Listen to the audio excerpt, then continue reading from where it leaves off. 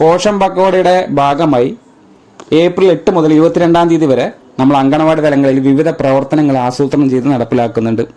ഈ പ്രവർത്തനങ്ങളൊക്കെ തന്നെ പോഷൻ പക്കോടയുടെ ഉദ്ദേശ ലക്ഷ്യങ്ങൾ നമ്മളുടെ ടാർഗറ്റ് ചെയ്തതും അല്ലാത്തതുമായ ആളുകളിലേക്ക് എത്തിക്കുക എന്നൊരു ലക്ഷ്യം കൂടെ മുൻനിർത്തിയിട്ടാണ് നമ്മൾ ഈ പ്രവർത്തനങ്ങളൊക്കെ ചെയ്യുന്നത്.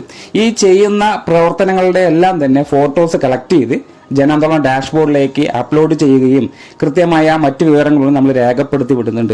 അത് മുടങ്ങാതെ തന്നെ ഇനിയുള്ള ദിവസങ്ങളിലും കൃത്യമായി നിങ്ങളത് രേഖപ്പെടുത്തണം എന്നുള്ളതാണ് ആദ്യം പറയാനുള്ളത്.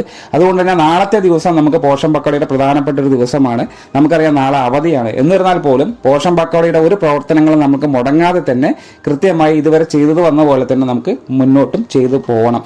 അപ്പോൾ അതിന് നാളെ നമുക്ക് തടസ്സങ്ങളില്ലാതെ അല്ലെങ്കിൽ ഒരുപാട് സമയം കൊടുക്കാതെ തന്നെ ചെയ്യാവുന്ന പ്രവർത്തനങ്ങളാണ് ഈ അവധി ദിനങ്ങളിലൊക്കെ നമ്മൾ പ്ലാൻ ചെയ്തിട്ടുള്ളത്. അതുകൊണ്ട് നമുക്ക് നാളെ ചെയ്യാൻ പറ്റുന്ന പ്രവർത്തനം എന്ന് പറയുന്നത് അമൃതം പൊടി സ്വീകരിക്കുന്ന ഗുണഭോക്താക്കളെ നമ്മൾ ടാർഗറ്റ് ചെയ്ത ആളുകൾ എന്ന് പറയുന്നത് ഇത്തരത്തിലുള്ള ഗുണഭോക്താക്കളെ സെലക്ട് ചെയ്ത് നമ്മൾ നാളെ ഒരു വിഷയം കൊടുക്കുന്നത് അമൃതം പൊടി കൊണ്ട് നമുക്ക് ഒരുപാട് റെസിപ്പികൾ നമുക്ക് ഉണ്ടാക്കാൻ കഴിയും. അപ്പോൾ അത്തരത്തിൽ റെസിപ്പികൾ ഉണ്ടാക്കാൻ കഴിയും എന്നുള്ള ഒരു ബോധവൽക്കരണം കൂടെ ഇത്തരം ഗുണഭോക്താക്കളിലേക്ക് എത്തിക്കുക എന്നുള്ളൊരു ലക്ഷ്യം കൂടെ ഇതിനകത്തുണ്ട്. അതുപോലെ തന്നെ ഓൾറെഡി എല്ലാവർക്കും അറിയാം, എല്ലാ ഗുണഭോക്താക്കൾക്കും ഈ അമൃതം പൊടി കൊണ്ട് ഒരുപാട് റെസിപ്പികൾ ഉണ്ടാക്കി അവരുടെ മക്കൾക്കും അല്ലെങ്കിൽ ഗർഭിണികളും മുലയൂട്ടുന്ന അമ്മമാരൊക്കെ ഇത് കഴിക്കാറുണ്ട്. അപ്പോൾ അതുകൊണ്ട് തന്നെ അവരോട് ഈ സന്ദേശം എത്തിച്ചിട്ട് നാളത്തെ ദിവസം ഈ അമൃതം പൊടി കൊണ്ട് എന്തൊക്കെ റെസിപ്പികൾ അവരുടേതായിട്ടുള്ള രീതിയിൽ ഉണ്ടാക്കാൻ പറ്റുന്നുണ്ടോ അതിനൊരു പ്രോത്സാഹനം കൊടുത്ത് ഉണ്ടാക്കാനുള്ള നിർദ്ദേശവും നിങ്ങൾ കൊടുക്കുക.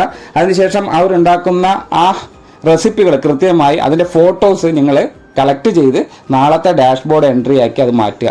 അപ്പോൾ ഇത്തരത്തിൽ നടത്തുന്ന എല്ലാ പ്രവർത്തനങ്ങൾക്കും അനുയോജ്യമായ ആക്ടിവിറ്റികളും തീമുകളും നമ്മളെ ജനാന്തോളം ഡാഷ്ബോർഡിൽ നിന്ന് കളക്ട് ചെയ്തതിന് ശേഷം അന്നനാൾ തന്നെ അത് രേഖപ്പെടുത്തി അവസാനിപ്പിക്കുകയും വേണം. അപ്പോൾ ഇതൊക്കെ എങ്ങനെയാണ് ചെയ്യേണ്ടത് എന്നുള്ളത് നമ്മൾ ഓൾറെഡി എല്ലാ വർഷങ്ങളിലും മാസങ്ങളിലും ചെയ്യുന്നത് തന്നെയാണ്.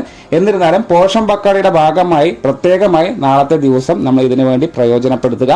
അതിനുശേഷം എങ്ങനെയാണ് ഇതിൻ്റെ ആക്ടിവിറ്റിയും തീമും സെലക്ട് ചെയ്ത് ജനാന്തോളം എൻട്രി പൂർത്തീകരിക്കുക എന്നുള്ളത് തുടർന്ന് കാണുക.